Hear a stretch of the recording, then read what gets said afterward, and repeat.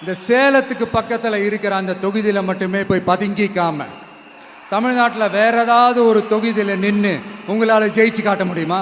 சம்பந்தப்பட்டவர் வந்து அந்த மக்களை பார்க்கவே இல்லை இது வரைக்கும். நேற்று இது வரைக்கும் அவங்க கட்சிக்காரர்களே அவரை வந்து பார்க்கலைங்கிற வருத்தத்தை அவங்க சொல்றாங்க. நான் சொல்றேனே, மதிப்பு பிடிக்காத விலை மதிக்க முடியாத உயிரை இழந்து இருக்கிறோம். இந்த நேரத்தில் ஒவ்வொருவரும் எந்த மனநிலையில் இருப்பார் என்று நமக்கு தெரியாது. ஒவ்வொருவரும் ஒரு மனநிலையில் எப்படி இருப்பார் நமக்கு தெரியாது.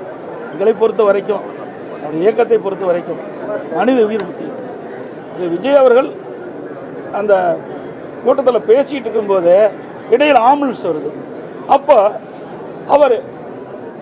அவருடைய ஒரு கொடி பேரை சொல்லி இந்த கொடி கட்டிட்டு இவ்வளோ ஆம்புலன்ஸ் எதுக்கு வருதுன்னு கேட்குறேன்.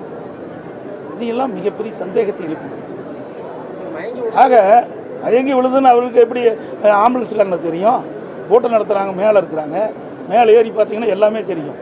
நானும் கூட்டத்தில் போய் 163 தொகுதிக்கு போயிட்டு வந்திருக்கிறேன். மேலேருந்து பார்த்தா எல்லாமே தெரியும்.